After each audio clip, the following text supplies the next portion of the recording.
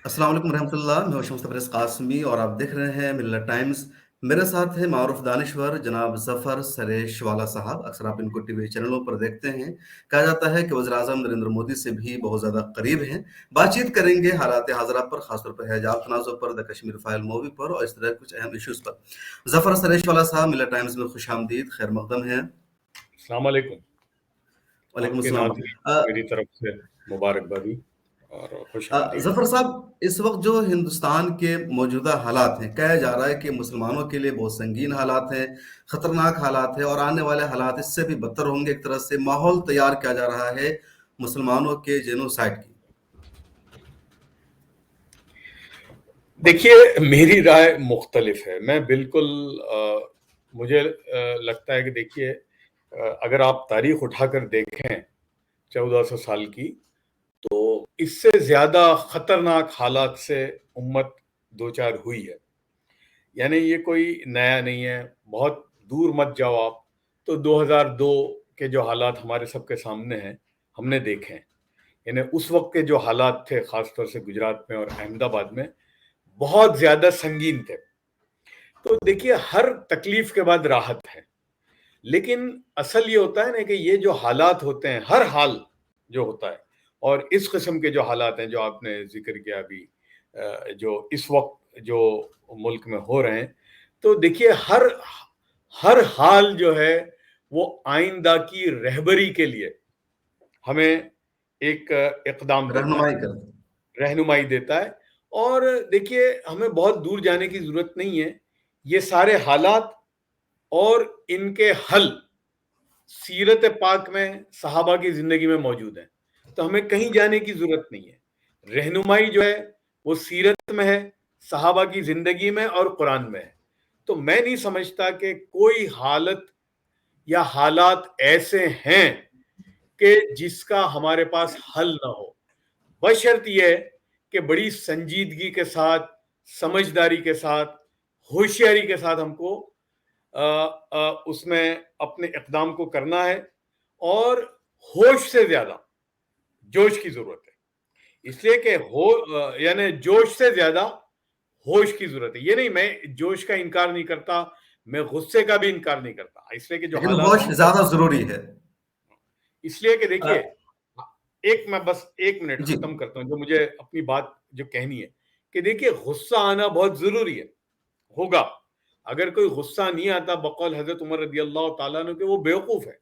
गुस्सा आना बहुत जरूरी है, होश भी, जोश भी बहुत जरूरी है। लेकिन इस गुस्से का सही इस्तेमाल, इसका चैनलाइज सही होना, ये जोश जो है इसका इस्तेमाल होश से हो, ये बहुत जरूरी है। ज़फ़र साहब, हाल ही में कर्नाटका हाई कोर्ट का हिजाब पर एक फैसला आया है, जिसमें कर्नाटका हाई कोर्ट के जजेस ने कहा कि हम समझते हैं कि हिजाब इस्लाम का लाज़मी जुज़ नहीं है, लिहाज़ा स्कूल में इस पर पाबंदी रहनी चाहिए।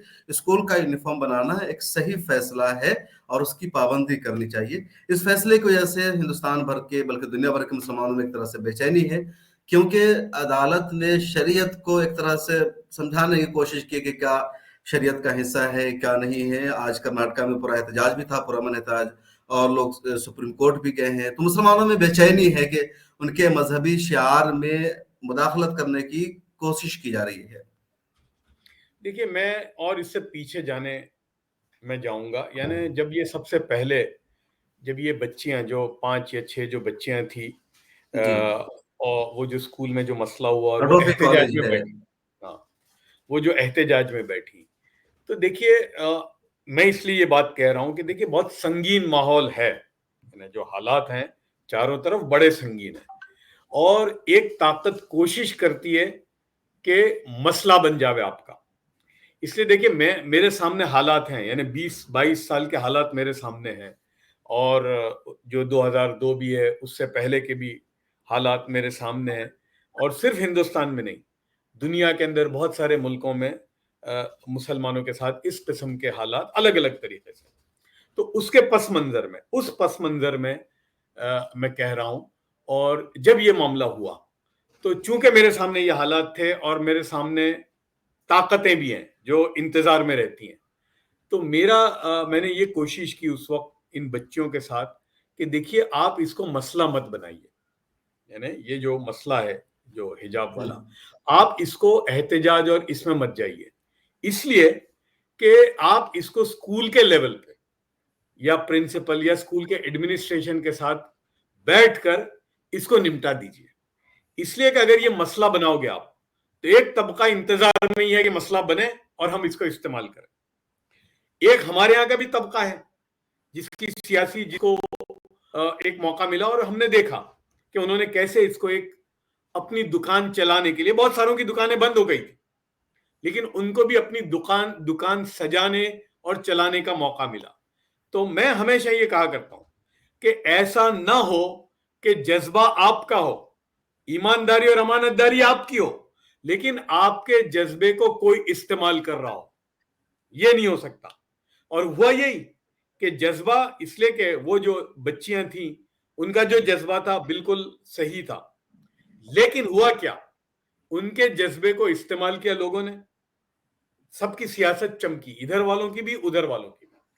और हुआ क्या, वो बच्चियां जिनकी स्कूल गई, इसलिए कि देखिए होगा क्या जो मैं आप आज बता रहा हूं कि मामला अभी हाई कोर्ट में गया, उस पर मैं कहूंगा सुप्रीम कोर्ट में जाएगा, हो सकता है कि 2 महीने के बाद, 3 महीने के बाद मामला खत्म हो जाएगा, लेकिन तालीम किसकी बिगड़ी, वो 5 बच्चियों की। अगर कर्नाटक में जिन लोगों ने अपनी सियासत चमकाए, हमारे तरफ के लोग, क्या वो बच्चियों को ले जाते अपनी स्कूलों के अंदर कि भाई चलो आ जाओ, हमारे यहाँ आ जाओ, तुम्हारी तालीम का फुकदान नहीं होना चाहिए, लेकिन वो हो रहा है। तो देखिए, एक तो ये था कि ये वही मसले को सॉल्व करते हैं, और मैं इसलिए कह रहा हूं कि मैंने ये किया है, मेरे साथ हुआ है। क्या मेरी हुआ बच्ची है? की दुबई में, मैं जब यहाँ इंग्लैंड से आया, और मेरे बच्चे जो हैं वो आईबी स्कूल में पढ़ते थे वहां इंग्लैंड में, जीसीएसई में, और यहाँ जी। बंबई में एक ही स्कूल थी उस जमाने में, पोदार इंटरनेशनल स्कूल, जो बहुत ही नुमाया स्कूल है बंबई में आज भी। तो मेरे बच्चों का एडमिशन तो मिल गया। मेरी बच्ची उस वक्त 10वीं क्लास में थी, तो उन्होंने कहा कि भाई जो है ये यूनिफॉर्म है, और यूनिफॉर्म में स्कर्ट लाजमी है, और ये हिजाब नहीं पहन सकती। हालांकि मेरी बच्ची इंग्लैंड में जब थी तब भी वो हिजाब पहनती थी, और इंग्लैंड में जो स्कूल में थी तो वहां भी वो पैंट पहनती थी स्कर्ट के नीचे, तो वहां उन्होंने इजाजत दी। तो मैंने उनसे कहा कि भाई, तो कहा कि नहीं देखिए ये तो हमारा कानून है। तो मैंने कहा आप अगर मुझसे, मैं इस पर कुछ बात करना चाहता हूं, तो कहा नहीं, ये तो आपको मैनेजमेंट के सामने बात करनी पड़ेगी। तो उन्होंने वक्त लिया, और जो मैनेजमेंट, जो मैं पोदार फैमिली के जो मेन ट्रस्टी थे, मैं उनके सामने गया, और मैंने कहां से शुरू की, मैंने कहा कि देखिए मैं इसको अपना हक समझ के नहीं आया हूं कि ये मेरा हक है, मेरा फंडामेंटल राइट है, नहीं, ना मैं इसको बोन ऑफ कंटेंशन बनाना चाहता हूं। मैंने कहा देखिए पोदार साहब, मैं 2 बातें करना चाहता हूं, हो सकता है अगर आप नहीं मानेंगे तो कोई बात नहीं, आपकी स्कूल है, आपका हक है।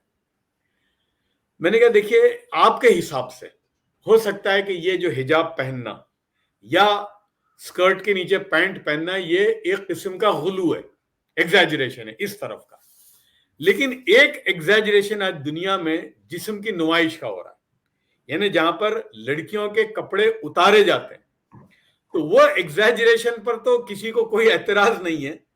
यहां अगर जिस्म के ढांकने का अगर एग्जैजरेशन है, तो उस पर क्या प्रॉब्लम होना चाहिए।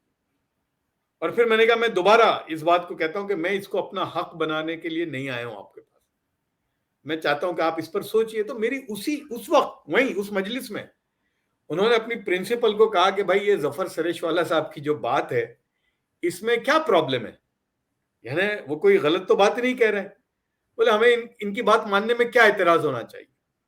उन्होंने वहीं कहा कि नहीं जफर साहब, आपकी बात बिल्कुल वजह है और हम इसको इजाजत देते हैं।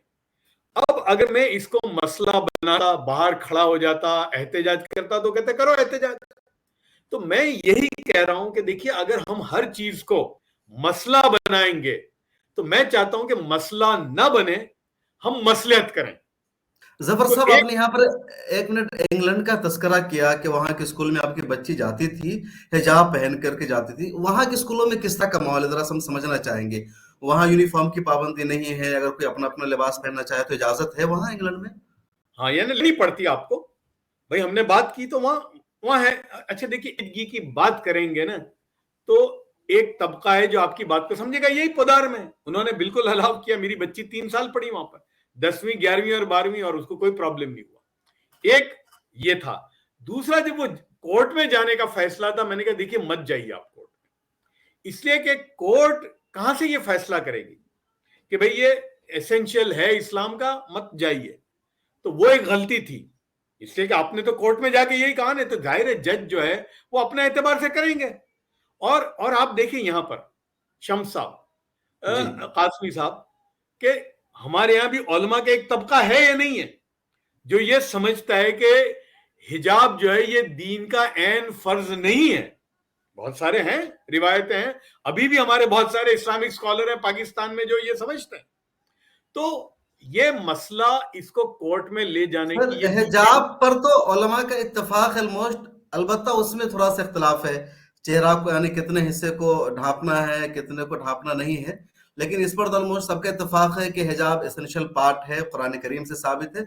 अब उसमें कुछ लोग कहते हैं कि पूरे चेहरे को छुपाना, कुछ लोग कहते हैं कि सर का ढांपना, जरा सा इसमें मेरे ख्याल के मुताबिक अ, क्या नहीं, आपने मैं बातचीत देखिए, की थी? मैं यही जी। कह रहा हूं कि ये कोर्ट में ले जाने की चीज नहीं थी। अगर हमने कोर्ट में ले गए तो होगा क्या, देखिए ये मसला यानी एक छोटी सी स्कूल का था, वही जो मैंने कहा कि वो एक जफर साहब, स्कूल का इसको था जहां कोर्ट को बच्चियां भी, थी। क्या जजेस को या कोर्ट को क्या इसको इस नजर से नहीं देखने की जरूरत थी कि फ्रीडम टू चॉइस का मसला है, फंडामेंटल राइट का मसला है। एक है कोर्ट को यह तय करना कि मजहब का हिस्सा है या नहीं, दूसरा है कि एक लड़की है उसको अपनी मर्जी का लिबास पहनने का हक हासिल है। या कोर्ट की तरफ से यह भी कहा जा सकता था कि स्कूल है, आप उसकी पाबंदी कीजिए, मजहब क्या कहता है उससे हमें मतलब नहीं। लेकिन कोर्ट ने बुनियाद बनाया, पहले क्वेश्चन फ्रेम किया, फिर पहले क्वेश्चन का जवाब दिया कि हमारी मालूमात के मुताबिक के हिजाब का पहनना इस्लाम का लाजमी मजहबी बुनियादी हिस्सा नहीं है। नंबर दो, स्कूल को यूनिफॉर्म लगाने का बनाने का हक हासिल है और स्कूल के यूनिफॉर्म की पाबंदी करनी चाहिए। तो आपको नहीं लगता कि कोर्ट ने भी जानबूझ करके इंटरफेयर किया इस मसले में, मजहब से देखिए जोड़ हम करके लोग इसको? लेके गए ना, वही तो मैं कह रहा हूं, मेरा इख्तिलाफ वही था कि खुदा के वास्ते इस मसले को कोर्ट में मत लेके जाओ। खैर, अब कोर्ट का जो भी फैसला आया, ठीक है भाई, हम इस पे कुछ बोलते नहीं, और हमारा हक है, यानी जो पिटिशनर्स का हक है, सुप्रीम कोर्ट में इसको लेकर गए। लेकिन मेरा यहाँ कहना जो है वो ये है कि हम हर चीज को जब मसला बनाएंगे तो फिर ये इट इज ऑलवेज, जिसको अंग्रेजी में कहते हैं, it will be blown out of proportion. यानी एक छोटा सा स्कूल का मसला था, हो सकता है, अच्छा वो गर्ल्स स्कूल थी, वो लड़कियों की स्कूल थी, अच्छा ऐसा भी नहीं है उसमें 107 मुसलमान बच्चियां थी। तो मैं वही कह रहा हूं कि देखिए अगर हम हर चीज को जब मसला बनाएंगे तो बहुत सारे लोग आएंगे इसमें, और हमारा मसला तो साइड पे रह जाएगा और एक नई चीज चालू हो जाएगी। जो जो मुझे जिस बात का खदशा था उस वक्त, वो आज हो गया। आगे अब इसका हल क्या है? जफर साहब, मामला सुप्रीम कोर्ट पहुंचा है और भी तंजीमें सामने आ रही है, तो आगे आपको क्या लगता है? आगे इस पर भी जैसे 3 तलाक पर लंबी सियासत हुई, इस पर भी एक सियासत होगी, देश का एक मुद्दा बनेगा ये भी? बस मैं तो चाहता हूं कि अल्लाह करे ने ये मुद्दा ना बने, वरना आप देखिए कि यानी जिसको कहते हैं ना कि हर चीज में ये देखने का होता है कि भाई इसके इसके असरात क्या पड़ेंगे और इसके असरात कहां कहां पड़ेंगे। ये दानिशवरी हमारे अंदर होनी जरूरी थी। यानी ये जो स्कूल के अंदर जो मसला था, अगर वहीं हमने उसको कोई भी प्लस माइनस, हो सकता है कि भाई स्कूल वाले ये कहते हैं कि भाई ठीक है, अच्छा लड़कियां थी उसमें, ठीक है, वो बच्चियां ही थी, वो कहते हैं कि ठीक है भाई क्लासरूम के अंदर, क्लासरूम में आप इसको मसला, यानी आप हिजाब नहीं पहन सकते, कोई कोई रास्ता निकालते। देखिए ये हमारे यहाँ अहमदाबाद में, अच्छा एक और बात है, यहाँ गुजरात में बीजेपी की हुकूमत है, ठीक है, 27 साल से। गुजरात में ये जी। मसला ही नहीं है। गुजरात में हर यूनिवर्सिटी में, हर कॉलेज में, हर क्लास में आपको 3-4 हिजाब वाली बच्चियां मिलेंगी, बल्कि हिजाब नहीं, निकाब वाली भी। और मैं आपको एक मिसाल देता हूं यहाँ पर, जो ऐसा भी नहीं है, जो यूट्यूब पे अवेलेबल है।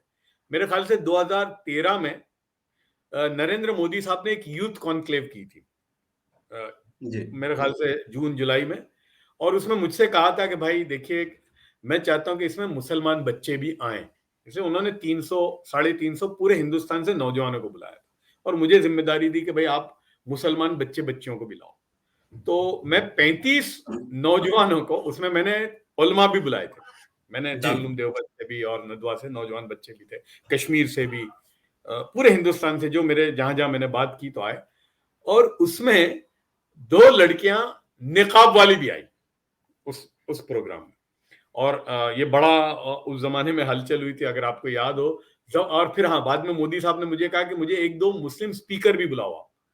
तो मैंने उस वक्त जफर महमूद साहब को मदऊ किया और उनके बारे में सारा चेक किया, और मोदी साहब ने कहा कि ठीक है, आप बुलाइए। और जफर महमूद साहब ने उस अपने प्रोग्राम में मुझे 2 कंडीशनें रखी थी कि मैं 2 कंडीशनें पे आऊं, कि एक तो जब मैं बोल रहा हूं तो नरेंद्र मोदी साहब वहां मौजूद हों। तो मैंने कहा वो तो होंगे। बोले नहीं, नॉर्मली होता है कि भाई चीफ गेस्ट चले जाते हैं, तो बोले वो मौजूद हों, एक। और दूसरा, जो मुझे कहना है वो कहने की इजाजत हो। तो मैंने मोदी साहब के सामने दोनों बात रखी, तो उन्होंने कहा दोनों कबूल है। और जब जफर महमूद साहब बोल रहे थे तो मोदी साहब मौजूद थे वहां पर, और उन्होंने बहुत जो बातें, कुछ सख्त बातें थी, बल्कि मुझे डर लगता था कि पता नहीं आइंदा मुझे मोदी साहब यहाँ बैठने की इजाजत देंगे या नहीं देंगे। बड़ी सख्त बातें की उन्होंने, पूरी सुनी, और कुछ उन्होंने हिदायतें भी दी कि आप, क्योंकि प्राइम मिनिस्टर बनने वाले हैं, यानी ये बात एक बिल्कुल नुमाया तो थी कि एक अब तो भाई तय हो चुकी थी कि सरकार बदलने वाली है। बनने वाली है। तो मोदी साहब, मुझे याद है जब, और आखिर में मोदी साहब बात करने वाले थे, तो जफर महमूद साहब जब नीचे आ गए, तो मोदी साहब जब जा रहे थे अपनी बात कहने के लिए, तो उन्होंने ये कहा कि महमूद साहब, मुझे आपकी पूरी बात बिल्कुल है और मैं इस पर अमल करूंगा, मुझे जो बात कहनी है। तो फिर उन्होंने, मोदी साहब ने सबको बुलाया, अच्छा बच्चे बताओ क्या है मसला। तो उसमें कश्मीर के 2 नौजवान थे, उन्होंने अपनी बात रखी सारे, और मुसलमान बच्चों को उन्होंने मौका दिया। उसमें ये बच्ची भी खड़ी हुई, ये जो हमारे हिजाब में थी। अहमदाबाद की और पूरे निकाब में थी। ये गोल्ड मेडलिस्ट थी निरमा की, जो निरमा हिंदुस्तान की बहुत ही नुमाया यूनिवर्सिटी है। और वो कासमी साहब, वो वहां 5 साल जो पढ़ी, 4 साल तो निकाब में जाती थी क्लास में, गोल्ड मेडलिस्ट थी। जी। तो मोदी साहब ने कहा, अच्छा बचाओ, बताओ बच्ची तुम्हारा क्या मसला है। तो उसने कहा कि सर, मुझे बड़ा मसला होता है कि मैं तो ये निकाब हमेशा मैंने डाला है। वो निकाब में ही बात भी कर रही थी, लेकिन मेरा मसला ये है कि मुझे नौकरी में बड़ा मसला होता है ये निकाब के साथ। तो मोदी साहब ने कहा, दूसरों की बात छोड़ो भाई, तुम्हारे जैसे अक्लमंद हमें चाहिए हमारे सीएमओ में, चीफ मिनिस्टर ऑफिस में। और मुझे कहा, भाई जफर, हमको इसके निकाब या इसके ढांकने से प्रॉब्लम नहीं, हमको इसका दिमाग चाहिए। बेटा तुम एक काम करो, कल से मेरे यहाँ ज्वाइन हो जाओ और इसमें आना, अपने इस लिबास में, हमें कोई प्रॉब्लम नहीं है। तो ये बात थी। अच्छा, गुजरात में कहीं पे प्रॉब्लम नहीं है। गुजरात में बहुत सारी यूनिवर्सिटी है, जो मैंने कहा कि हर जगह आपको मिलेगी। अब ये एक जगह हुई, तो मेरा यही कहना था कि हम इसको दबा देते, इसको जफर मसला साहब, एक बनाने की इतनी बजाय। अच्छी बात आपने बताई प्राइम मिनिस्टर की, कितनी अच्छी जहनियत कि हमें हिजाब से प्रॉब्लम नहीं है, टैलेंट है, इसको आगे बढ़ाने की जरूरत है, सीएमओ में जरूरत है। लेकिन आजकल जैसे हिजाब को लेकर के एक इस्लामोफोबिया फैला हुआ है, हिजाबोफोबिया कह लीजिए, प्रोटेस्ट किए जा रहे हैं बाजाब्ता, जगह जगह ये कहा जा रहा है कि हिजाब पहनना है तो बांग्लादेश जाओ, पाकिस्तान जाओ। जब माहौल इतना खराब हो रहा है तो वज़ीर आज़म साहब कुछ बोलते क्यों नहीं? क्योंकि जो लोग प्रोटेस्ट कर रहे हैं वो वही लोग हैं जो वज़ीर आज़म को एक तरह से फॉलो करते हैं, उनके चाहने वाले हैं। देखिए, मैं जो कहता हूं कि बहुत जी। हमको होश से काम लेना पड़ेगा। एक तबका है, और अब आप देखिए ना कि गुजरात, अहमदाबाद के अंदर बिल्कुल, बल्कि मुझे उस जमाने में कहते थे मोदी साहब के, आपको पता है एक गुजरात की खास, अहमदाबाद की खूबी, सबसे ज्यादा बुरके अहमदाबाद से एक्सपोर्ट होते हैं। जफर, ये बात तुम कहीं कहना, तो बुरकों की जितनी डिजाइनर बुरकों की दुकानें अहमदाबाद में है, और ये सब 2002 के बाद हुआ है। अच्छा, मैंने अपनी जिंदगी में कभी भी इंजीनियरिंग में खासतौर से बच्चियां नहीं देखी थी, मुसलमान बच्चियां, इसलिए कि मेरा तो तालीम से ताल्लुक है। बल्कि बिल्कुल। 2002 के बाद आज अगर आप चले जाएं, किसी भी यूनिवर्सिटी में चले जाएं गुजरात की, आपको ये बच्चियां मिलेंगी। तो वहां गुजरात में ये प्रॉब्लम नहीं है। तो इसलिए देखिए, इसलिए मैंने ये कहा था उस वक्त वो बच्चियों से और उनके माँ बाप से कि आप इस मसले को यहीं सॉल्व कर दीजिए। ये मसला पूरे मुल्क में फैलेगा, और कहां कहां फैलेगा हम अंदाजा नहीं लगा सकते। तो मेरा यह कहना है कि देखिए, हम किसी भी चीज को मसला ना बनाएं, हम उसको रिजॉल्व करें अपने लोकल लेवल पे। इसलिए कि कुछ ताकतें हैं जो चाहती हैं कि मसला बने और फिर उनकी दुकान चले, और वो हुआ। इसलिए कि जब ये हिजाब में बैठी, हिजाब वाली बच्चियां एहतजाज में बैठी, तो वो स्कार्फ वाले भी आ गए। जो आपके ऑरेंज स्कार्फ वाले भी आ गए, भगवे वाले भी, तो उनको भी एक मौका मिला। तो मैं ये कहता हूं कि हम मौका न दें, हमें बहुत संजीदगी से अपने आप को चलाना पड़ेगा, और हमको इन्हें बोलते हैं ना, कभी आगे कभी पीछे रहकर वो करना पड़ेगा। जफर साहब कह रहे हैं कि अगर जब भी इस तरह के हालात हो तो मुसलमान अदालतों में ना जाए, सड़कों पर ना आए, उसको एक तरह से मीडिया का रुख ना करे, बल्कि खामोशी के साथ हल करें, दबाने की कोशिश करें, क्योंकि जितना वो आगे लेकर जाएंगे मामला उतना ही बढ़ेगा। एक बात में यहाँ, आप चूंकि आलिम दीन है और जी चूंकि मेरा ताल्लुक रहा है उलमाओं के साथ, मुझे एक हिंदुस्तान के बहुत बड़े आलिम दीन ने एक बात कही थी, जब एक मसला आया था दारुल इफ्ता में, जो फरीकैन का मसला था, जो जो जिससे मैं ये कह रहा हूं, ये जो मैं रिजॉल्व करने की जो बात किस बुनियाद पे कह रहा हूं, ये वो है। फरीकैन का मसला आया था, बड़ा जबरदस्त मसला था। उन्होंने दारुल उलूम देवबंद की इफ्ता में भी मसला पूछा, मज़ाहिर उलूम में भी पूछा, और हमारे एक शरी अदालती वहां भी पूछा। तो देवबंद और सहारनपुर से जवाब आया। ये मुफ्ती साहब जो हमारे थे, दारुल उलूम देवबंद के जी फाजिल हैं, मैं नाम नहीं लेता, उन्होंने जवाब नहीं दिया। तो बहुत दिन हो गए, तो फिर मैंने एक दिन मुफ्ती साहब से बात की कि मैंने कहा हजरत आपका जवाब नहीं आया। तो उन्होंने कहा देखो जफर भाई, मैं हजरत उमर रदी अल्लाह तआला अन्हु की एक बात करता हूँ। बोले आप सोचिए कि हजरत उमर का जमाना है, यानी अव्वलीन का जमाना है। जी हजरत उमर ने अपने जमाने में जो काजी थे, जहां जहां जहां आपकी दौर हुकूमत थी, वो काजियों को बुलाया और उनके सामने तकरीर करके आखिर में जो इल्तिजा की वो ये की कि अगर फरीकैन का मसला आए तुम्हारे दरमियान में, तो तुम फैसला मत करना, सुलह करवाना। यानी आप देखिए, ये वो तबका है, वो जमाना है, सहाबा का दौर है, बिल्कुल, और सहाबा एकदम का दौर है। जमाना। कब फैसला अगर करोगे तो ये होगा कि एक तबका नाराज होगा और एक राजी होगा, है ना, हमेशा यही होता है। बिल्कुल तुम इनको बुलाकर मसलहत कराना ताकि दोनों राजी होकर जाएं। तो फिर मुझे कहा कि यार जफर भाई, आपके होते हुए ही आप क्यों फतवा पूछते हो? और मुझे उन्होंने जिम्मेदारी दी कि भाई तुम जाओ मसला पीछे। करा। और वो बड़े थे, जो जो दोनों थे, मैंने कहा कि भाई देखो, मैं अल्लाह के वास्ते आया हूं, और मैंने सुलह करवाई। तो आज अल्हम्दुलिल्लाह 20 साल हो गए उस बात को, दोनों खुश हैं। तो इसलिए मैं ये कह रहा हूं कि हर चीज को अगर हम मसला बनाएंगे तो ये मुसीबत होगी। हमें मसलहत करनी पड़ेगी, कभी गिव एंड टेक होगा, कभी अपने पीछे हट करनी पड़ेगी। तो मैं मेरा ये है, मैं ये कोई इस पर नहीं, बिल्कुल मैं एक जनरल बात करता हूं कि हमको बहुत ही खामोशी इख्तियार करके अपने कामों को लेकर चलना पड़ेगा। इसलिए कि देखिए, ये जमाना मीडिया का है, सोशल मीडिया का है। आपकी एक बात को वो एक्स्ट्रापोलेट होगी और कहीं की कहीं चलती है। फिर बात वही ना, देखिए वो मसला एक स्कूल का था, है ना, छोटा सा, लेकिन आज वो हिजाब पर और पता नहीं क्या क्या हो रहा है। तो ये मैं सिर्फ उस बात पर, मुझे नहीं मालूम कि ये एग्जैक्टली क्या, लेकिन हमको मसलहत पर जाना पड़ेगा। और बिल्कुल हमेशा देखिए, मेरे वालिद साहब रहमतुल्लाह अलैह हमेशा एक बात कहते थे कि देखो, जब तुम सही बात कहोगे तो हमेशा दो किस्म के लोग हैं। एक सलीमुत्तबा लोग हैं, वो आपकी बात को तस्लीम करेंगे, मानेंगे कि नहीं यार ये इनकी बात में दम है। और एक जिद्दी और अनादी किस्म के लोग हैं ही, हमेशा हर जमाने में होते हैं, हर दौर में होते हैं। तो उनको छोड़ दीजिए। तो लेकिन एक बड़ा तबका समझदार है, सलीमुत्तबा है, तो हमें उनको देखना है। उनको छोड़ दीजिए जो जिद्दी और अनादी किस्म के वो होते हैं, और वो हर जमाने में रहेंगे, हर दौर में रहेंगे, हर कौम में है वो, तो उनको छोड़ देना पड़ेगा। जफर साहब, कश्मीर फाइल के नाम से द कश्मीर फाइल एक मूवी आई है, चर्चे में है, हर जगह स्क्रीन पर देखी जा रही है। इस फिल्म को अगर आपने नहीं देखा होगा तो कम से कम ट्रेलर तो आपने देखा ही होगा, रिव्यू पढ़े होंगे। मैसेज क्या है इस फिल्म के जरिए, मकसद क्या है सरकार के इस फिल्म को बनवाने का?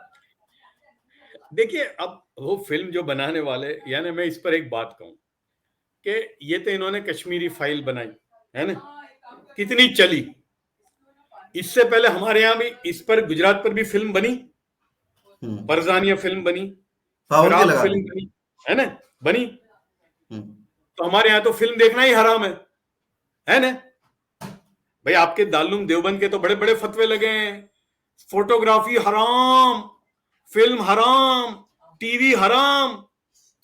तो ये फिल्में जब आई परजानिया, मुझे एक हिंदुस्तान के बहुत ही मशहूर डायरेक्टर हैं, मैं नाम नहीं लेता, वो कहते थे कि यार मुसलमानों के लिए क्या फिल्म बनाए। बोले हमने एक फिल्म बनाई थी, एक फिल्म बनी थी, मैं नाम नहीं लेता, आप निकालिए उसको, 2006 में बनी थी या 2007 में। ये जो पुलिस स्टेशन पर जो जुल्म होता है जो मुसलमान नौजवानों का, और खासतौर से जो टेररिज्म के नाम पर, उस पर वो फिल्म बनाई थी उन्होंने। इतनी बुरी तरह से फ्लॉप हुई कि वो कहते थे कि यार मुसलमानों के लिए फिल्म बनाना, हाथ जोड़ते थे। तो ये परजानिया फिल्म बनाने वाले का क्या हशर हुआ? बनाई थी ना उसने, ये गैर मुस्लिम ने बनाई थी, हमने बिल्कुल। देखी। भाई हम जैसे आज ये कश्मीर फाइल चल रही है, तो परजानिया को भी देखते हैं, हम चारों तरफ उसकी करते हैं, हमारे यहाँ तो हराम है। उसको तो पाबंदी लगा दी गई सर। भाई वो पाबंदी सिर्फ गुजरात में थी, गुजरात में थी, लेकिन प्राइवेट स्क्रीनिंग और कहीं पूरे हिंदुस्तान में देखी। यूपी में कितने लोगों ने देखी, आप बताइए मुझे। उसके बाद फिराक फिल्म आई थी, उस पर कोई पाबंदी नहीं थी। उसमें तो एक्टिंग जो की थी वो दो बीजेपी के एमपी हैं, उसमें जो मेन पोर्ट्रेट था वो परेश रावल साहब ने किया था। तो परेश रावल साहब मुझे कह रहे थे, बोले कि मुसलमानों के लिए फिल्म बनाओ तो ये हाल होता है जफर भाई।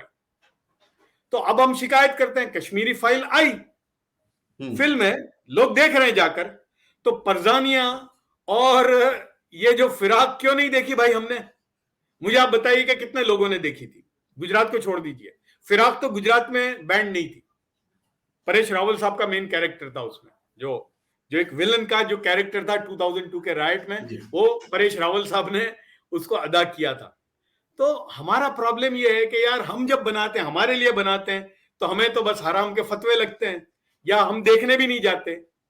मैं ये 3 फिल्में हैं मेरे सामने कि जो मुसलमानों की हमदर्दी में बनी थी और बुरी तरह से फ्लॉप हुई।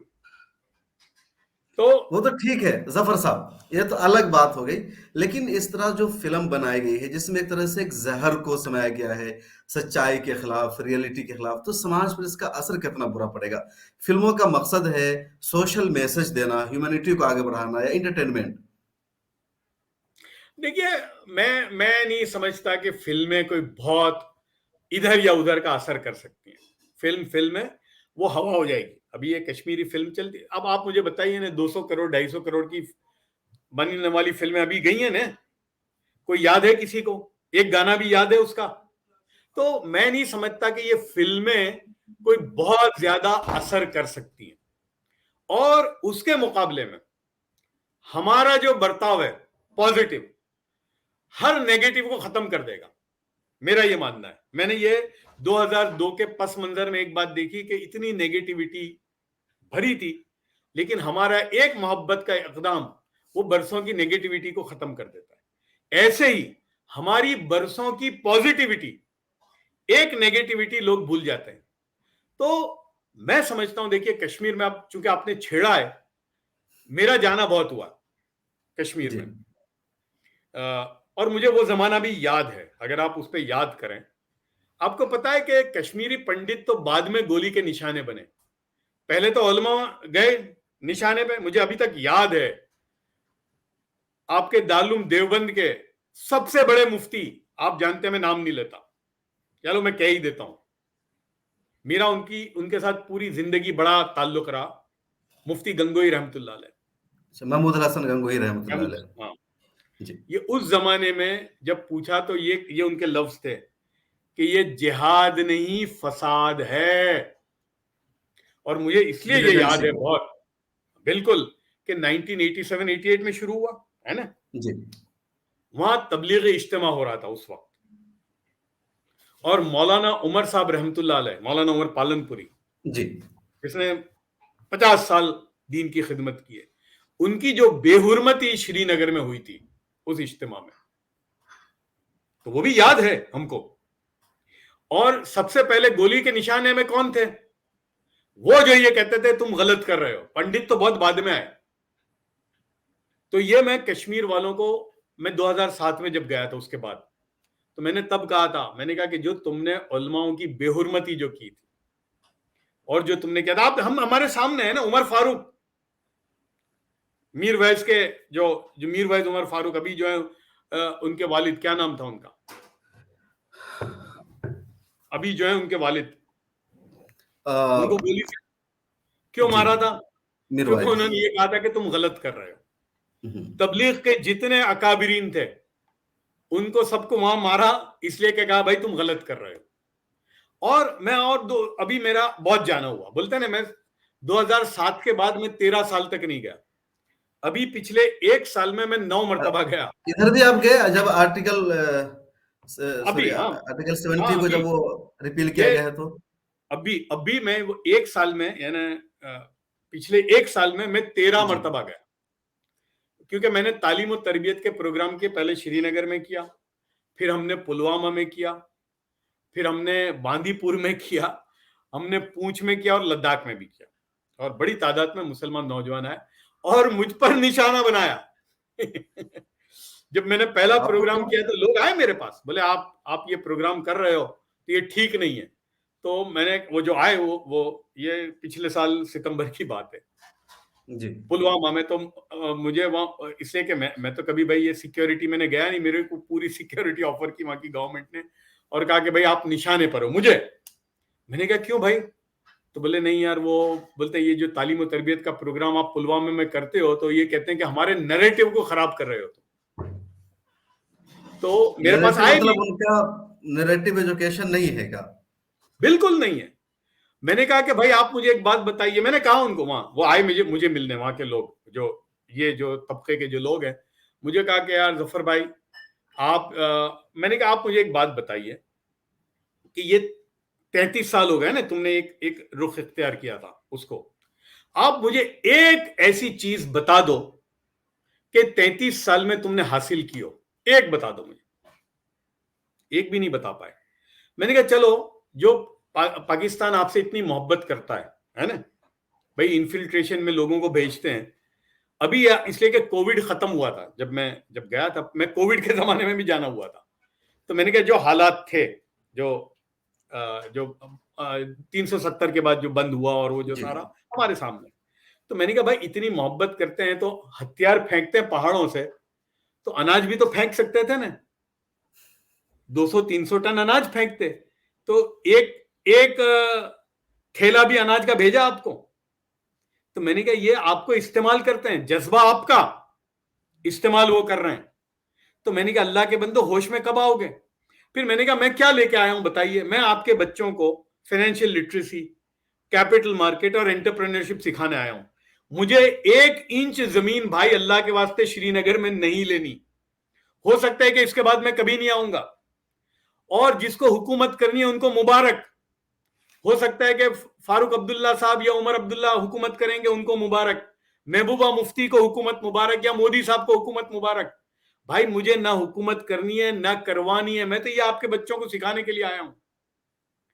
फिर कहते थे कि यार, कुछ लोग कहते थे यार जफर भाई आप पहले क्यों नहीं आए? मैंने कहा देखो भाई, मैं तो ये सिखाने आया हूं आपके बच्चों को। तो पहला प्रोग्राम बहुत कामयाब हुआ, ये पिछले साल अप्रैल में, मुझे याद है रमजान के 2 दिन पहले हुआ था। 1 और साल वहां की पूरा होने जा हुकूमत ने रहा है। पूरा, हाँ ये अप्रैल की 11-12 तारीख थी। तो मुझे कहा कि बहुत कामयाब हो। उसके बाद फिर ये रमजान आया, फिर मुझे वापस फोन आया वहां से एलजी साहब के ऑफिस से कि भाई नहीं आपको फिर आना है। तो फिर इन्होंने सितंबर में मुझे बुलाया वापस। तो उसकी तैयारी के लिए मुझे 3-4 मरतबा जाना पड़ा। पुलवामा में हमने किया, और मेरी अहलिया जो है वो बच्चियों को हुनर सिखाती है, इससे कि हमारे तालीम और तरबियत का जो प्रोग्राम होता है उसमें वो ऐसा हुनर जो कमाई का जरिया बन जाए। तो जी, वहां उन्होंने आइडेंटिफाई किया कि वहां चूंकि बच्चियों को ये वीविंग वगैरह का एक नेचुरल फन है वहां पर, तो उन्होंने ये उसका जो फन है उनको आता है, वो वहां सिखाया बांदीपुर में पिछले साल। तो वो इतना चला कि इस बार एक डिमांड थी कि नहीं, वो बाजी को कहना कि वो मस्तूरात का तो करना ही करना है। तो हमने हर जगह पर ये प्रोग्राम भी किए, बच्चियों को सिखाया। तो मैं डरा नहीं, हमने पुलवामा में किया प्रोग्राम, और आपको ताज्जुब होगा इतनी धमकियों के बावजूद पुलवामा में मेरे ख्याल से 630 बच्चे थे और 150 बच्चियां भी आई थी जो ये उसके लिए। तो देखिए कि ये नैरेटिव जो जो था उसका जी। पॉजिटिव भी देने की जरूरत है। और हुँ, मैं ये कहता हूं, कश्मीरी फाइल छोड़ दीजिए, ये बात तो कश्मीरी फाइल की तो अभी आई है। मैं जब वहां गया था तब मैं वहां के जो मेरे पास जो लोग आते थे, मैं उनको कहता था कि देखो, ये तुम्हारे पड़ोसी थे भाई, जो कश्मीरी, जो जो पंडित जिनको यहाँ से जाना पड़ा तो ये मानते थे हर। बोले हाँ, उसलिए कि मैं जब गया वहां तो मैंने उनके मकान देखे, अबेंडेंट घर थे, बिल्कुल खंडेर हुए। मैंने कहा अल्लाह के बंदो, तुमने अगर हुजूर पाक सल्लल्लाहु अलैहि वसल्लम की पड़ोसी वाली हदीस अपनी जिंदगी में अगर डाली होती तो ये छोड़ के जाते। मैंने कहा हदीस पाक में यह आता है कि मुसलमान का पड़ोसी भूखा नहीं सोता। मैंने कहा हदीस में यह आता है कि वो हम में से नहीं जिसके हाथ से और जिसकी जुबान से लोग महफूज न रहें। मैंने कहा तुम कल खड़े हो गए होते, अपनी जान दे दी होती कि नहीं इनको हम नहीं जाने देंगे, इनको अगर कर तो आप बताओ कि ये जाते हैं। मैंने कहा आज भी छोड़ो हुकूमत क्या करती है नहीं करती, ये कश्मीरी फाइल तो अभी आई है, ये मेरी बातें पिछले साल की हैं। वहां के जो नौजवान मेरे साथ आते थे, मेरे पास आते थे, मैं उनको कहता था यार जाओ, वो जहां रेफ्यूजी कैंप में उनको लेके आओ यार, सीने से लगाओ, वो तुम्हारे पड़ोसी थे। मैंने कहा बताओ, अगर तुमने ये पड़ोसी वाली हदीसें अपनी जिंदगी में उतारी होती तो ये तुम्हारे पड़ोस में रहने के लिए प्रीमियम देते ही नहीं देते। तो मैं समझता हूं कि जो भी हुआ है ये जी। फिल्म अपनी जगह पर है, लेकिन मैं अब कश्मीर के लोगों से कहूंगा कि भाई इनको ले आओ, ये तुम्हारे साथ हजारों साल से रहते थे, तुम जफर साहब, तो लाओ ले आओ। सरकार की जिम्मेदारी है उनको मैं कहता हूं बसाना। सरकार छोड़ दीजिए, नहीं, मैं कहता हूं क्योंकि जब तक सरकार करे सरकार नहीं नहीं करे, चाहेगी वो कैसे जाएंगे। ये भी नहीं, कहा जाता है कि वो जो गवर्नर थे तुम मोहन इकदाम शुरू करो। जगमोहन, उन्होंने उनको निकाला था वहां से। वो सब देखिए, वो सब छोड़ दीजिए, मैंने वो कहा, मैंने कहा वो ये जी। सब बातें आती थी, मैंने कहा छोड़ दीजिए, एक लकीर बनाइए, चलो तुम तैयार होते हो तुम जाओ यार, कम से कम बुला लो उनको कि भाई देखिए तेरी जगह है। और है, ये भी है कि अभी भी बहुत सारे पड़ोसियों ने उनकी जगह की हिफाजत की है, अभी भी है। बिल्कुल। वो मैंने देखा पुलवामा और शोपियान में और बहुत सारे इलाकों में जाके देखा कि जो ये कश्मीरी जो पंडित थे, और हाँ, इनके साथ जो मजालिम किए वो पाकिस्तान स्पॉन्सर्ड जो टेररिस्ट थे उन्होंने बिल्कुल। किया था। तो मैंने कहा अब चलो तुम एक इकदाम शुरू कर दो, जाओ और ले आओ उनको, क्या मेरे भाई चल। तो मैंने कहा देखो, वो उसका असर वो होगा जो 10 कश्मीरी फाइल नेगेटिव जो है ना, वो तुम्हारे एक पॉजिटिव इकदाम में सब खत्म हो जाएगा। आ जाओ तुम, ले जाओ इनको, कहो मेरे भाई आ जा तू। और हर एक को मैं ये पूछता था कि मजालिम तो बोले हाँ हुए, मुसलमानों के साथ भी हुआ। मैंने कहा ना कि तबलीग के जो जिम्मेदार साथी थे, उलमा थे, 15,000 और मुसलमान मारे गए। अभी रिपोर्ट आई है कि तीन हाँ सौ हाँ निन्यानवे कश्मीरी पंडित, तो 15,000 मुसलमान थे उसमें जो मारे गए मिलिटेंसी हाँ में। भाई बिल्कुल, हर वो आदमी। अब मैंने कहा ना कि मुझे अभी भी धमकी दी वहां उन्होंने। अभी जब मैं गया तो मैंने उनको कहा, जो मेरे पास आए ना, मैंने कहा देखो एक बात अपने यहां से शुरू करते हैं। मैंने कहा ये प्रोग्राम तो होगा, हम्म। मैंने कहा ये अगर प्रोग्राम खुदा न खास्ता नहीं हुआ तो बकौल हजरत अली रदी अल्लाह तआला अन्हु के कि हमने अपने इरादों के टूटने पर खुदा की जात को पहचाना है। तो मैंने कहा अगर ये मेरा प्रोग्राम नहीं हुआ तो मैं समझूंगा कि मेरे ऊपर खुदा की जात है। इसलिए ये तो आप भूल जाओ, ये प्रोग्राम तो मैं हर हाल में करूंगा। अब बताओ मुझे क्या है तुम्हारा। तो हमने किया, मुझे भी धमकी आई। और वो कमिश्नर डर रहा था कि यार जफर भाई तुमको कुछ हो जाएगा तो हम परेशान हो जाएंगे। तो लेकिन बहरहाल हैं ऐसे अनासिर हैं। तो मैं अब कश्मीर के जो मुसलमान हैं उनको कहूंगा कि तुम आओ, इनको ले जाओ, इनको बसाओ, अपने जहां थे वहीं, कम से कम ये बिल्कुल। शुरू करो, कहीं से भी शुरू करो। जी। उम्मीद है कि जो कश्मीरी मुसलमान देख रहे हैं, सुन रहे हैं आपकी बात को, इस पर अमल करेंगे और बसाने की कोशिश करेंगे। बल्कि कई लोग तो कह भी रहे हैं कि हम चाहते हैं कि वो आए, लेकिन कहा जाता है कि जो कश्मीरी पंडित है बाहर जगहों पर है, अमेरिका में है, उनकी लाइफ सेटल है, दोबारा जाना नहीं चाहते हैं। जफर साहब, एक आखिरी सवाल करेंगे। जो देश के मौजूदा हालात हैं, जो पॉलिटिकल पार्टियों का रवैया है, एक तरफ बीजेपी है मजीद ताकतवर होती जा रही है, दूसरी पार्टियां भी है, तो क्या देश के मुसलमानों को मशवरा देंगे कि मुसलमानों का ताल्लुक मुख्तलिफ सियासी पार्टियों से रहा है, बीजेपी से भी मुसलमानों को करीब होना चाहिए, अब करीब है, तो क्या मशवरा देंगे मुसलमानों का? देखिए मैं आपको एक बात कहता हूं कि हमने जो मुझ पर मीर जाफर से लेकर पता नहीं कौन से जो फतवे लगाए, तो वही इसी बुनियाद पे तो लगाए थे भाई। बहरहाल के 2002, मैं वही उसी पर बात करता हूँ कि 2002 के जो हालात हैं और जो सारा एक वैक्यूम था, यानी 2002 के फसाद जो हम्म। हुआ, वो असल में पहला फसाद था जो बीजेपी के वॉच में हुआ। इसलिए कि उससे पहले जितने फसाद होते थे तो वो ज्यादातर कांग्रेस की हुकूमत यहाँ पे कांग्रेस की सरकार थी। बिल्कुल। तो मसला क्या हुआ कि भाई जब ये फसाद हो गया, खत्म भी हो गया, दोबारा नरेंद्र मोदी साहब 2/3 मेजोरिटी से जीत के भी आ गए। मामला क्या हुआ कि एक वैक्यूम था, यानी गुजरात में कोई मुसलमान ऐसा नहीं था कि जिसकी रसाई गांधीनगर में हो। भाई पहले तो ये होता था ना कि भाई मुसलमान एमएलए होते थे, मिनिस्टर होते थे, एमपी होते थे या पार्टी में होते थे। यहां तो कोई था ही नहीं, ना एमएलए कोई मुसलमान है ना एमपी है। अब एक जबरदस्त वैक्यूम हो गया। अच्छा, मैं तो इंग्लैंड में रहता था, हम और वो सब जानते हैं जो लड़ाई मैंने लड़ी थी मोदी साहब के साथ।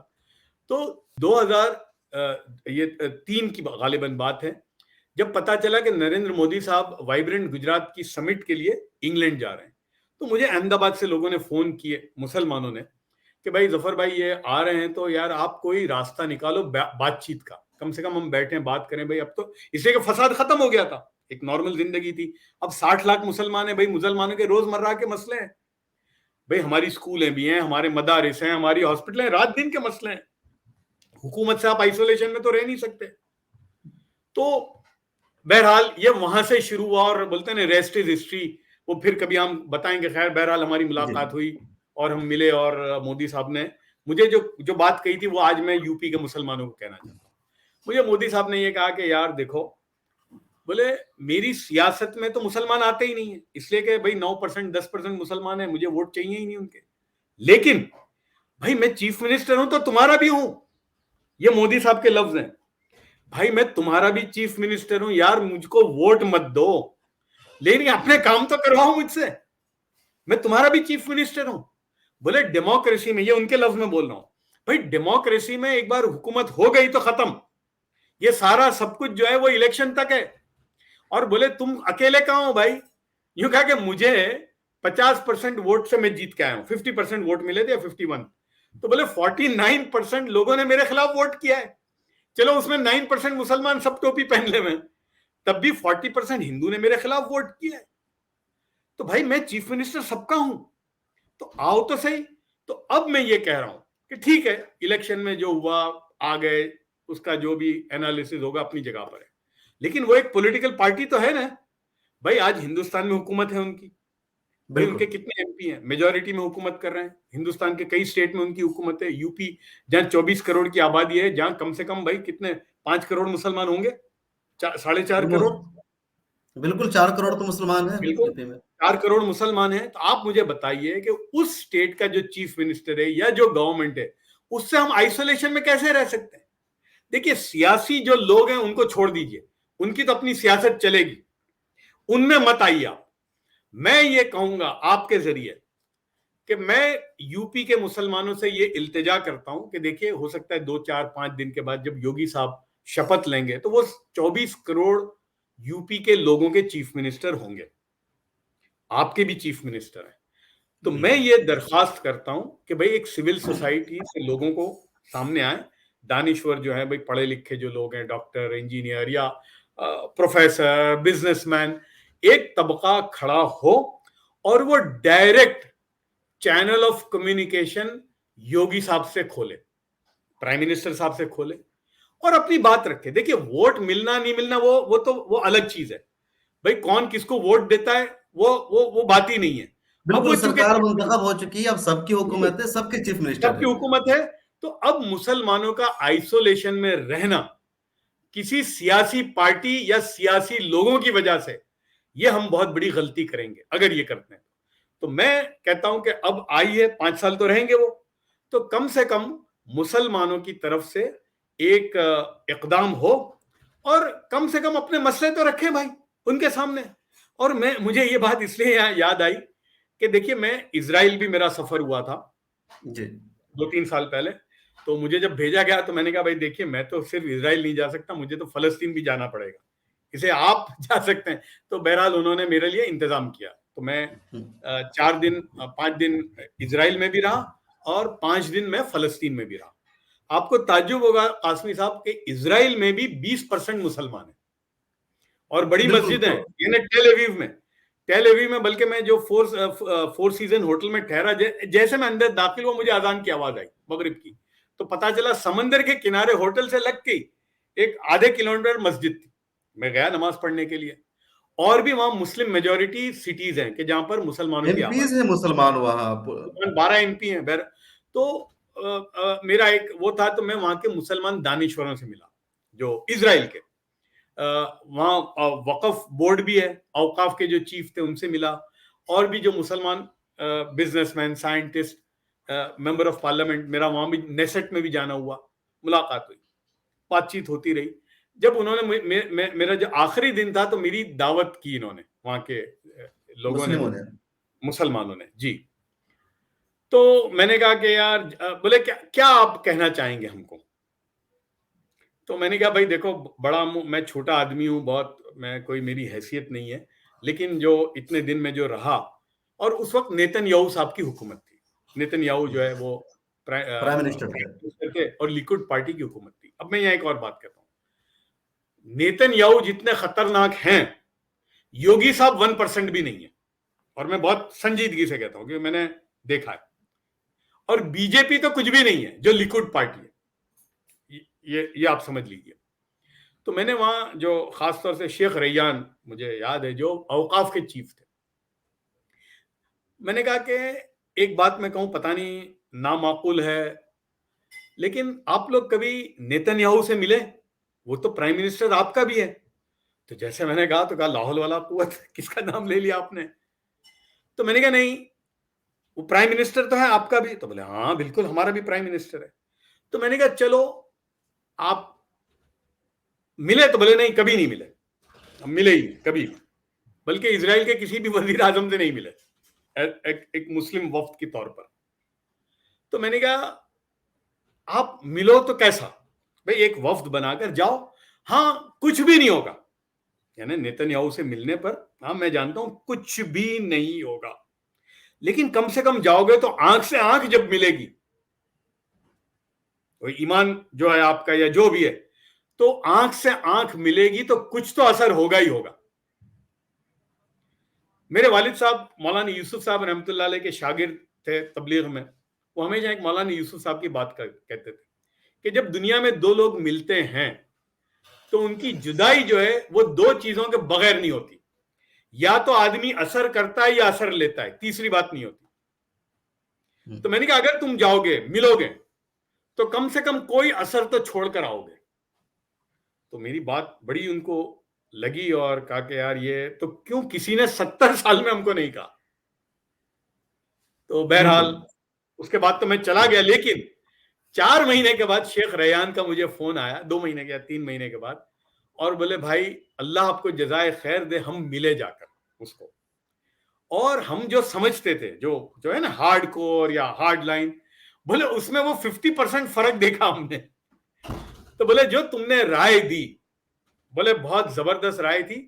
तो मैं ये कहूंगा कि देखिए, मैं खुद योगी साहब से मिला हूं 2-3 मरतबा, मैं, बल्कि मेरा एक जो बहुत ही वायरल कैसी रही तस्वीर, आपकी पर्सनल मुलाकात उनसे? हाँ हुई, मैं बल्कि वो जो मेरी वायरल तस्वीर जिस पर मुझ पर कुफर और पता नहीं क्या क्या जो फतवे लगाए ना, मैं उसकी हकीकत बताऊं जो है, जिसमें मैं कुछ दे रहा हूं उनको। मैं योगी साहब के पास इसलिए गया था कि मौलाना आजाद नेशनल उर्दू यूनिवर्सिटी के लिए जमीन मांगने गया था लखनऊ में। योगी साहब ने मुझे कहा कि भाई आपका विश्वविद्यालय कैसा चलता है? तो मैंने कहा कि योगी साहब ये उर्दू यूनिवर्सिटी है, और आपका तो मरकज है उर्दू यूपी, और उसमें लखनऊ तो उर्दू का लखनऊ। शहर है, और यहाँ हमारी यूनिवर्सिटी का कैंपस नहीं है। तो बोले अच्छा, तो लाओ दरखास्त दो आप। तो मैं वो दरखास्त दे रहा हूं उनको, लेकिन मेरे बाद लोगों ने उसको आगे, इसलिए कि भाई सरकार में आपको पीछे पड़ना निगेटिव पड़ता है, जाना पड़ता है, पर्पस लेकिन से मैंने लिया। एक शुरुआत की थी और बहुत ही मुअद्दबाना अंदाज में लिया था उनको।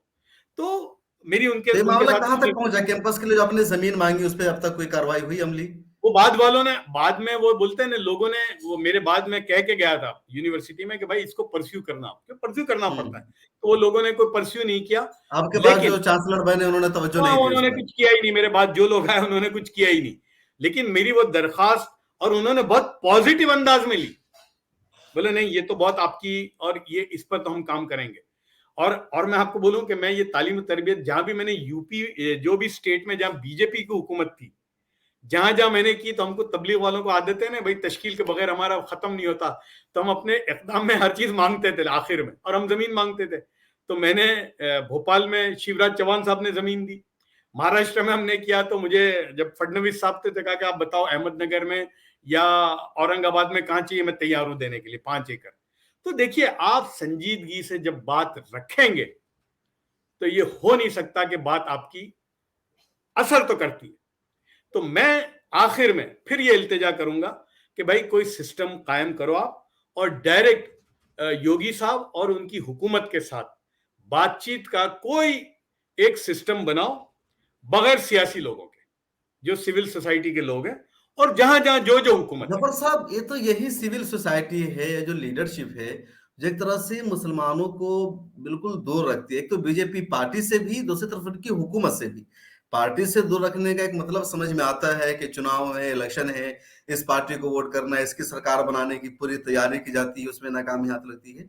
लेकिन हुकूमत से भी दूर रखने की जो कोशिश की जाती है, सरकारी स्कीमों से फायदा तक उठाने नहीं दिया है, यहाँ तक कि उससे मिलने को भी, जैसा कि आपने कहा, और कई लोगों पर इस तरह के इल्जाम लगते हैं, अगर सरकार से मिल करके मुसलमानों के मफाद की बात करते हैं, उस पर भी इल्जाम लगता है, मीर जाफर का, मीर सादिक का। तो ऐसा कौन लोग है जो मुसलमानों को इतना वर्गलाते हैं? और मुझे नहीं लगता कि जो लोग इस तरह की चीजें करते हैं मुसलमानों के मफाद में कुछ कर रहे हैं। देखिए, वो सियासत है भाई। एक एक तो क्या हो गया अभी, देखिए मुसलमानों के लिए क्या हो गया है, जो आवाजें आती हैं, भाई हमको वोट दो, हम बीजेपी से बचाएंगे। यानी गोया हम मुसलमान की जरूरत इससे ज्यादा है ही नहीं, बस बीजेपी से बचा मुसलमान की लिया। जान मतलब उनकी वजह से महफूज है, अगर वो नहीं रहते तो मुसलमान जिंदा नहीं रहते भाई हिंदुस्तान में। आप मुझे बताइए कि गुजरात में 27 साल से बीजेपी की हुकूमत है, आज से नहीं, 95 से, और 27 उसमें साल मोदी साहब के 11 साल है। आप इंसाफ से लगा लीजिए कि ये 27 साल में जो मुसलमानों ने तरक्की की है हर इकोनॉमिक इंडिकेटर में, हिंदुस्तान में शायद ही कहीं की होगी। लेकिन तो देखिए 2002 भी ऐसा तो नहीं है हुआ जफर साहब, वहां जी। 2002 भी तो उसी दौर बस में हुआ मैं है। कह रहा हूं 2002 के बावजूद, यानी अगर 2002 को भी ले लो और अब हिसाब लगाओ तो आप देखोगे कि बहुत तरक्की की है। तो मेरा कहने का मतलब यह है, मैं ये कह रहा हूं कि भाई देखिए, आपको उनके साथ डायरेक्टली इन कन्वर्सेशन होना चाहिए। आप अपने मसले रखिए, जो भी मसला है, जरूरी नहीं है कि आपके सारे मसले हल हों, लेकिन कम से कम। और देखिए, मैंने देखा ऐसा नहीं है, बातचीत होनी चाहिए, मुलाकात होनी देखिए चाहिए। पार्टी जो होती है ना वो अलग होती है और सरकार अलग होती है। आप बात रखिए।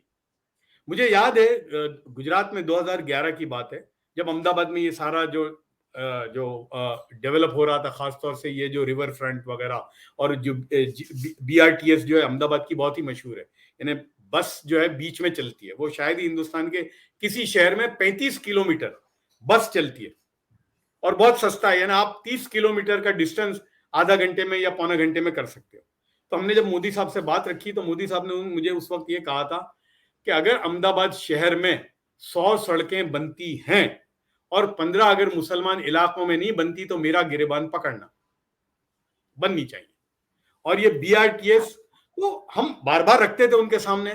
तो इतना हुआ, मैं ये कह सकता हूं कि जो रिवर फ्रंट है, जो एक नुमाया चीज है, जो हर एक को देखनी चाहिए, जो अहमदाबाद में है, वो हर मुस्लिम एरिया को पास होती है।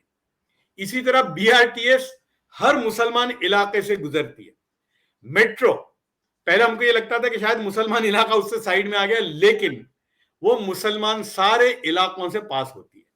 तो ठीक है भाई, हुकूमत उनकी अपनी जगह पर, उनकी सियासत अपनी जगह पर, लेकिन जब वो हुकूमत की कुर्सी पर बैठते हैं तो हम बराबर बराबर साल में 2-3 मरतबा मोदी साहब के पास जाते थे। जब आनंदीबेन आई तब भी हम जाते थे।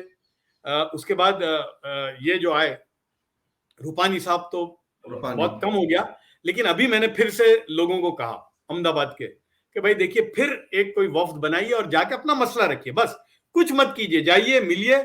और हम मोदी साहब के पास जाते थे, चाय पीते थे, वो नाश्ता कराते थे बस, और निकल जाते थे। तो मसले इसी तरह हल होंगे। ठीक है, इलेक्शन में अलग चीज है, उनके वोटर अपनी जगह पर हैं, लेकिन हम एज ए सिविल सोसाइटी, और ये सिर्फ यूपी नहीं बल्कि जहां जहां जो हुकूमत हो, वो हुकूमत के सामने मुसलमानों का एक तबका होना चाहिए जो अपनी बात को रखता हो। कई मरतबा मुस्लिम लीडर शिकायत करते हैं कि उनकी तरफ से मिलने का टाइम नहीं दिया जाता है, हम दरखास्त लगाते हैं, उस पर कोई कार्रवाई नहीं होती है। नहीं, बिल्कुल नहीं। देखिए, मैंने बल्कि 3 वफ्द प्राइम मिनिस्टर साहब को जो मिले, तो टाइम मैंने लेके दिया था, लेकिन वो जब गए तीनों तो मुझे वफद जो बताया भी नहीं। शुरू मोदी साहब के पहले भाई दौर में 3 वफद की जो मुलाकात हुई थी, उसके हाँ, पीछे जो आप थे तीनों मौजूद। मुलाकात में, लेकिन वो जो गए, वो अल्लाह के बंदे जात मुझे मुझे इत्तला भी नहीं दी उन्होंने जब गए तो बहरहाल मुझे तो कोई फर्क नहीं पड़ता, इसलिए कि मेरा जो ताल्लुक है वो है अपनी जगह पर है। लेकिन ऐसा नहीं है, इकदाम हो, प्रॉपर हो, ऐसा नहीं है, मिलता है वक्त, और अपनी बात रखें बस। तो बहुत शुक्रिया जफर सरेश वाला साहब, आपने वक्त निकाला और तफसीली बातचीत की। नाजरीन, हमारे साथ थे जफर सरेश वाला साहब, कई मुद्दों पर तफसीली और खुलकर के बातचीत की है। जफर सरेश वाला साहब की बातों के बारे में आपकी क्या राय है, आप कितना इत्तेफाक रखते हैं, कमेंट सेक्शन में जरूर लिखेगा। फिर मुलाकात होगी दोबारा जफर सरेश वाला साहब से, और इसी तरह के कुछ अहम इशूज और हालात हज़रा पर हम बातचीत करेंगे। आप सब अपना ख्याल रखिए। अल्लाह हाफिज। अस्सलाम वालेकुम। वालेकुम अस्सलाम।